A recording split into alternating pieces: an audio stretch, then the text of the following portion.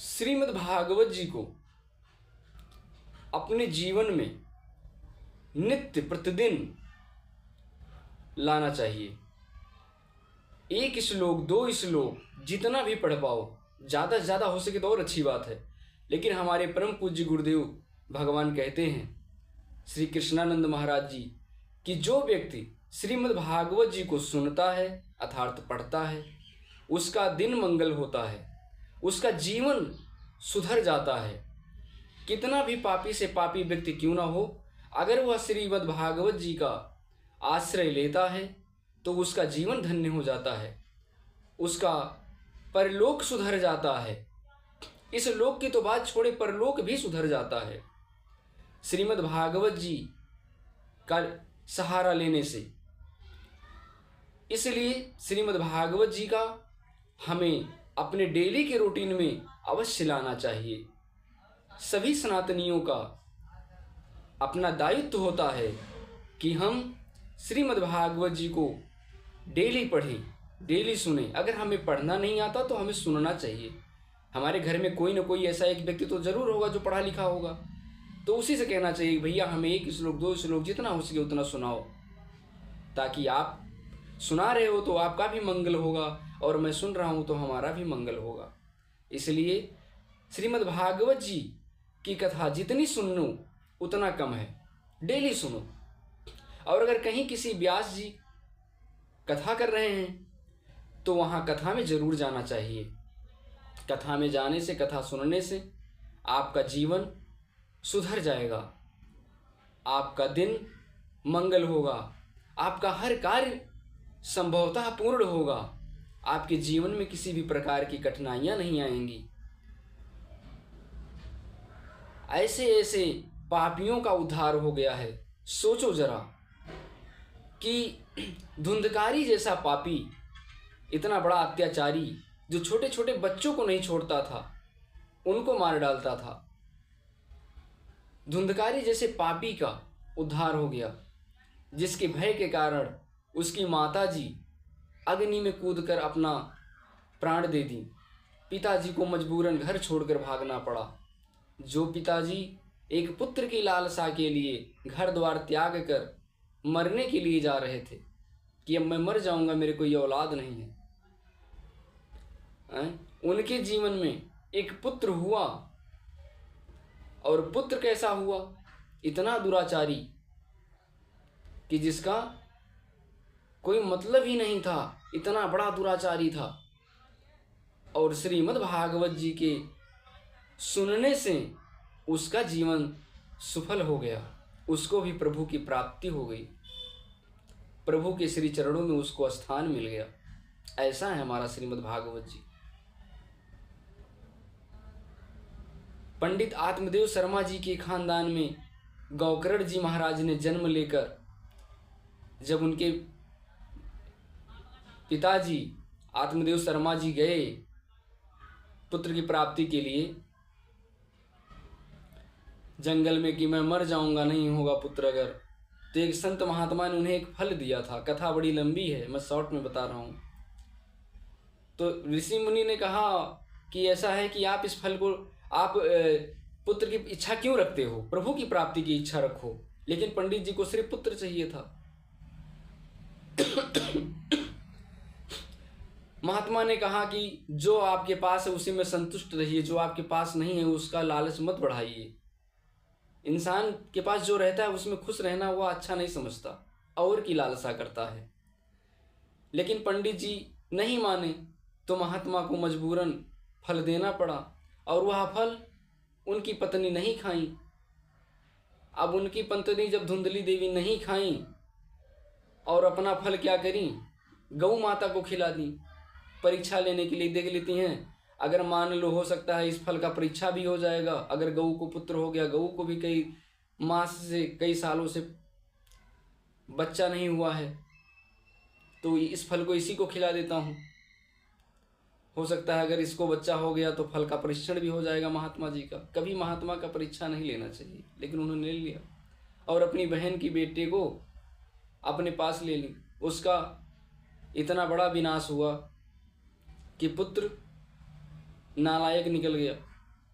और वही जो गौ माता को पुत्र हुआ महाराज गौकर्ण जी, महाराज गौकर्ण जी के द्वारा धुंधकारी का भी उद्धार हुआ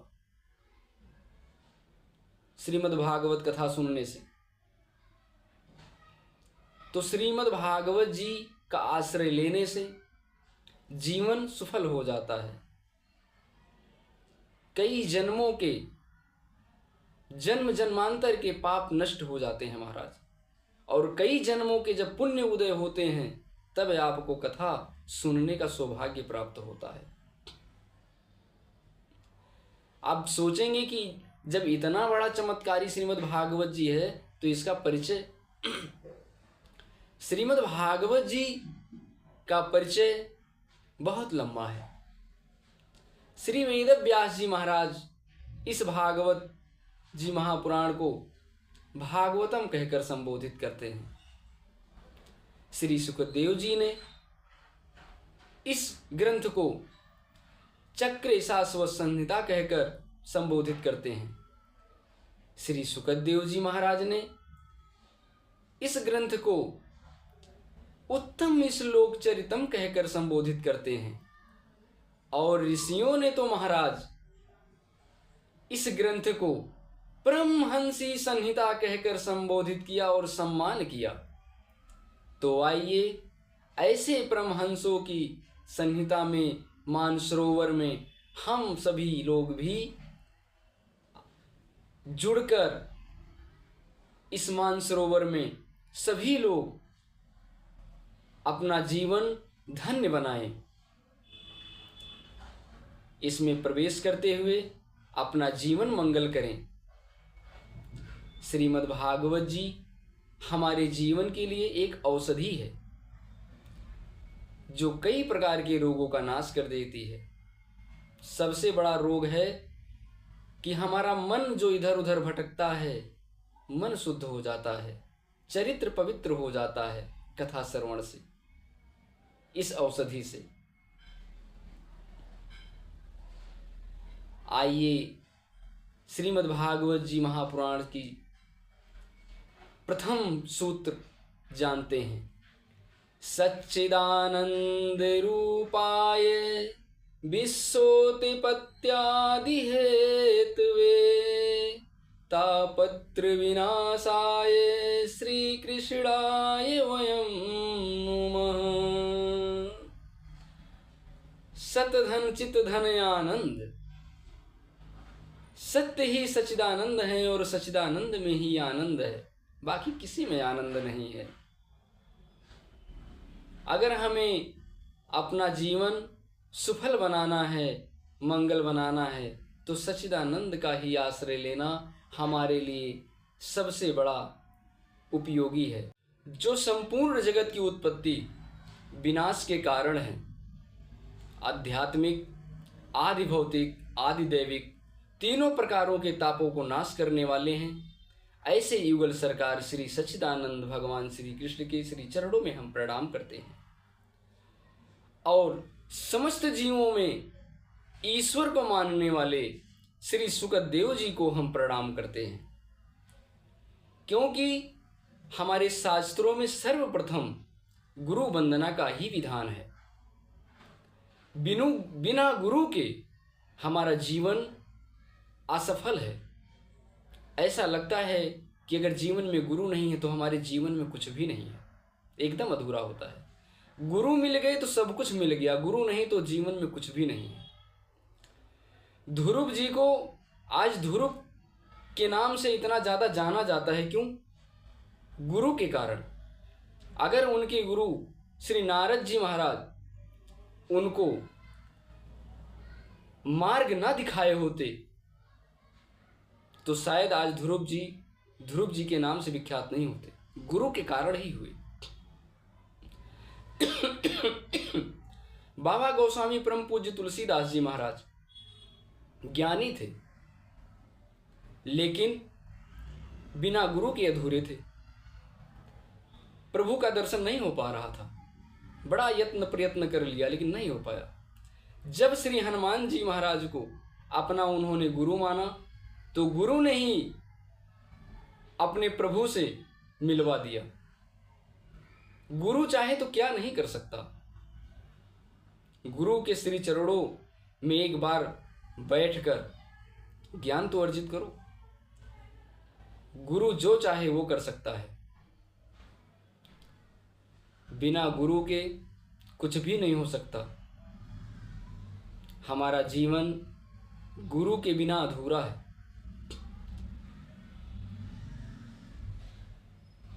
श्री बाबा गोस्वामी परम पूज्य तुलसीदास जी महाराज हनुमान चालीसा में भी बता दिए हैं, जय जय जय हनुमान गोसाई, कृपा करहु गुरुदेव की नाई, कृपा करहु गुरुदेव की नाई। जय जय जय हनुमान गोसाई, और कृपा कैसे करो? गुरुदेव की नाई। जैसे गुरुदेव कृपा करते हैं, हे प्रभु उस तरीके से कृपा करो जिस तरीके से गुरुदेव कृपा करते हैं।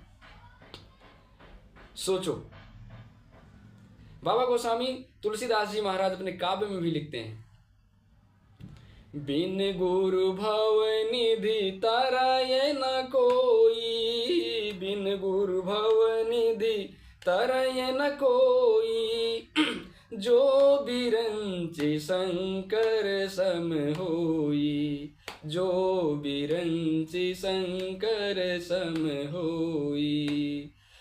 गुरु बंदो गुरु पद पदुम परागा, बंदो गुरु पद पदुम परागा, सुरचि सुबास सरस अनुरागा, सुरचि सुबास सरस अनुरागा।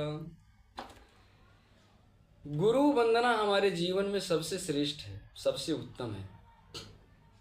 शास्त्र भी इसके प्रमाण है। जिसके जीवन में गुरु हैं उसका जीवन एकदम मंगलकारी है। देखो, अपने ऊपर ना एक शासनाधिकारी होना बहुत जरूरी है। कोई ना कोई हमारे ऊपर शासन करने वाला रहता है ना, तो हमारा मार्ग कभी भटक नहीं सकता। और अगर हम गलती से किसी गलत रास्ते पे जा भी रहे हैं तो हमसे ज़्यादा हमारे गुरु को चिंता होगी कि हमारा शिष्य कहीं गलत दिशा में ना भटक जाए। इसलिए गुरु का सानिध्य, गुरु की कृपा बहुत जरूरी है। हमसे ज़्यादा हमारे गुरु को चिंता रहती है कि हमारा शिष्य कहीं अलग दिशा में ना भटक जाए, गलत मार्ग ना पकड़ ले।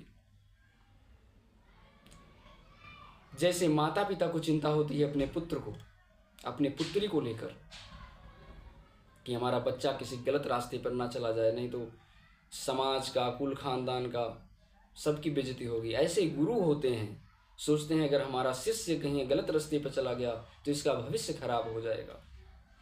इसलिए गुरु हमेशा अपने शिष्य पर दृष्टि बनाए रखते हैं। शिष्य को पता लगे या ना लगे, जरूरी नहीं कि आपको पता लगेगा कि आपके गुरुजी आपके ऊपर दृष्टि जमाए रखे हैं। गुरुजी आपके पीछे एक ऐसा सीसीटीवी कैमरा फिट कर देते हैं कि जिसको आप नहीं जान पाओगे। गुरु जी जानते हैं खाली कि उस कैमरे में तुम्हारी सारी हरकत कैद हो रही है। इसलिए कभी ऐसा कोई काम ना करें कि जिससे समाज में गलत मैसेज जाए, गलत प्रभाव पड़े। हमेशा अच्छा कार्य करिए, अच्छा काम करिए। अब हम लोग कल समझेंगे, कल फिर कुछ भागवत जी के विषय में चर्चा करेंगे। धीरे धीरे से थोड़ा थोड़ा करते रहेंगे। जय श्री सच्चिदानंद।